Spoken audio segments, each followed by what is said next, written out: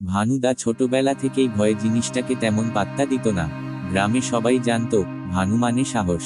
রাতের অন্ধকারে একা নদীর পাড় দিয়ে হাঁটা, ঝড় বৃষ্টিতে গাছের নিচে দাঁড়ানো, এমনকি শ্মশানঘাট পেরিয়েও সে হেঁটে এসেছে বহুবার।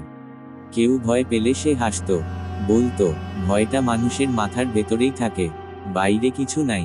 ভানুর বয়স তখন 27, লম্বা চওড়া শরীর, গায়ের রং শ্যামলা, চোখে সবসময় একটা দৃঢ়তা। সে শহরে কাজ করত, কিন্তু গ্রামের টানটা কখনো কাটেনি। এই গ্রামেই তার জন্ম, এই মাটিতেই তার বেড়ে ওঠা। একদিন হঠাৎ খবর এল তার মামা খুব অসুস্থ। মা কাঁদতে কাঁদতে বললেন, ভানু, তোর মামা তোকে শেষবার দেখতে চায়, তুই একবার যা রে। মামার বাড়ি যেতে হলে একটা গভীর জঙ্গল পেরোতে হয়। সেই জঙ্গলটার নাম ছিল কালাঝোড়া বন। দিনের বেলায়ও লোকজন ওদিকটা এড়িয়ে চলত, আর রাত হলে তো কথাই নেই। গ্রামে একটা কথা বহু বছর ধরে চালু ছিল, কালাঝোড়া বনে নাকি একটা খুব খারাপ ভূত থাকে। অনেকে বলতো সে নাকি একসময় মানুষ ছিল, কেউ বলতো সে কোনো ডাইনির আত্মা, আবার কেউ বলতো রাতে ওই বনের ভেতর দিয়ে গেলে মানুষের নাম ধরে ডাকে, আর যে ফিরে তাকায় সে আর কোনোদিন ফেরে না। ভানু এসব গল্প শুনে বরাবরের মতো হেসেছিল। এইসব বাজে কথা, মানুষ মরলে মানুষই থাকে, ভূত হয় না। মা ভয়ে ভয়ে বললেন, দিন থাকতে থাকতে বেরোস বাবা, রাত যেন না হয়। কিন্তু অফিসের কাজ শেষ করতে করতে ভানুর দেরি হয়ে গেল। গ্রাম থেকে বেরোতে বেরোতে সূর্য তখন পশ্চিমে ঢলে পড়েছে। লাল আকাশ, গাঢ় ছায়া, বাতাসে অদ্ভুত একটা শীতলতা। ভানু একাই রওনা দিল। জঙ্গলের মুখে পৌঁছে সে একটু থামল। কালাঝোড়া বন সত্যিই অদ্ভুত। গাছগুলো অস্বাভাবিকভাবে ঘন, যেন আকাশ ঢেকে রেখেছে। ভেতরে ঢুকতেই আলো কমে যায়, পাখির ডাক নেই, ঝিঝি পোকার শব্দও খুব ম্লান। ভানু নিজের মনেই বলল, ভয় পেলে চলবে না। সে হাঁটা শুরু করলো। কিছু দূর যাওয়ার পরেই সে বুঝতে পারল এই জঙ্গলটা সাধারণ নয়। বাতাসে কেমন একটা পচা গন্ধ, পায়ের নিচে শুকনো পাতাগুলো চাপা পড়লে যে শব্দ হওয়ার কথা সেটা হচ্ছে না। চারপাশে অস্বাভাবিক নীরবতা। হঠাৎ দূরে কোথাও একটা আওয়াজ এল, ভা নু। ভানু থমকে দাঁড়ালো। সে পরিষ্কার শুনেছে কেউ তার নাম ডাকছে, গলা খুবই ক্ষীণ, যেন বাতাসে ভেসে আসছে। ভানু নিজের মনকে বোঝালো, ভ্রম, নিছক ভ্রম। সে আবার হাঁটা শুরু করলো। কিছু দূর যেতেই আবার সেই আওয়াজ, ভানু, দাদা। এবার গলাটা একটু কাছ থেকে এল। ভানুর বুকের ভেতর অজান্তেই একটা কাঁপুনি উঠল। সে থামলো, চারপাশে তাকালো, কিন্তু কাউকে দেখা গেল না, শুধু গাছ আর গাছ।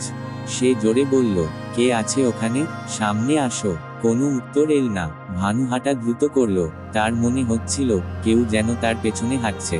পায়ের শব্দ নেই, কিন্তু উপস্থিতি টের পাওয়া যাচ্ছে। হঠাৎ সে অনুভব করলো তার কাঁধে কেউ হাত রাখলো।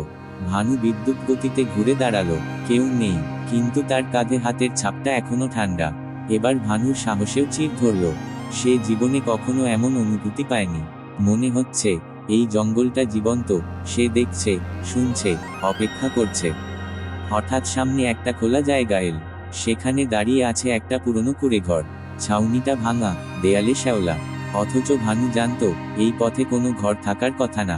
কুঁড়েঘরের দরজা ধীরে ধীরে খুলে গেল। ভেতর থেকে একটা মেয়েলি কণ্ঠ বেরোলো, ভানু, ভেতরে আসো। ভানুর মাথা ঝিমঝিম করতে লাগলো। কণ্ঠটা অদ্ভুতভাবে পরিচিত, যেন অনেক আপন। তার পা অজান্তেই সামনে এগোতে চাইছিল। ঠিক তখনই তার মনে পড়ল গ্রামের বুড়োরা বলতো, ভূত মানুষের সবচেয়ে কাছের মানুষের গলায় কথা বলে। ভানু নিজের ঠোঁট কামড়ে ধরল, সমস্ত শক্তি দিয়ে পিছিয়ে এল। সে দৌড় দিতে শুরু করল। জঙ্গল যেন তখন বদলে গেল। গাছগুলো লম্বা হয়ে তার পথ আটকে দিচ্ছে, লতাগুলো পায়ে জড়িয়ে ধরছে। চারপাশ থেকে অসংখ্য গলা একসঙ্গে ডাকছে, ভানু, ফিরে তাকাও, আমরা তোমারই। হঠাৎ তার সামনে একটা ছায়া এসে দাঁড়ালো। মানুষের মতো আকৃতি, কিন্তু মুখ নেই। চোখের জায়গায় শুধু গভীর অন্ধকার। শরীর থেকে কুয়াশার মতো কিছু বেরোচ্ছে। ভানুর গলা শুকিয়ে গেল। সে বুঝে গেল এটাই সেই খারাপ ভূত। ছায়াটা এগিয়ে এল। তার মাথার ভেতর অজস্র ছবি ঢুকে পড়ছে, ভয়, কষ্ট, মৃত্যুর দৃশ্য। মনে হচ্ছে তার সমস্ত সাহস কেউ শুষে নিচ্ছে। শেষ শক্তিটুকু দিয়ে ভানু চিৎকার করে উঠল, আমি ভয় পাই না। এই কথাটার সঙ্গে সঙ্গেই দূরে ভোরের আলো ফুটে উঠল। পাখির ডাক শোনা গেল। ছায়াটা কেঁপে উঠল, আর্তনাদ করে মিলিয়ে গেল অন্ধকারে। ভানু জঙ্গলের বাইরে এসে পড়ল। সে বেঁচে গেছে, কিন্তু সেই দিনের পর থেকে ভানু আর আগের মতো নেই। সে এখন আর হাসে না যখন কেউ ভূতের কথা বলে। গভীর রাতে ঘুম ভেঙে যায় তার, মনে হয় কেউ তার নাম ধরে ডাকছে। আর কালাঝোড়া বন, আজও কেউ সন্ধ্যার পর ওদিকে যায় না, কারণ সবাই জানে ভূত আছে কি না সেটা বিশ্বাসের বিষয় নয়। কিছু জায়গা আছে যেখানে সাহসও হার মানে।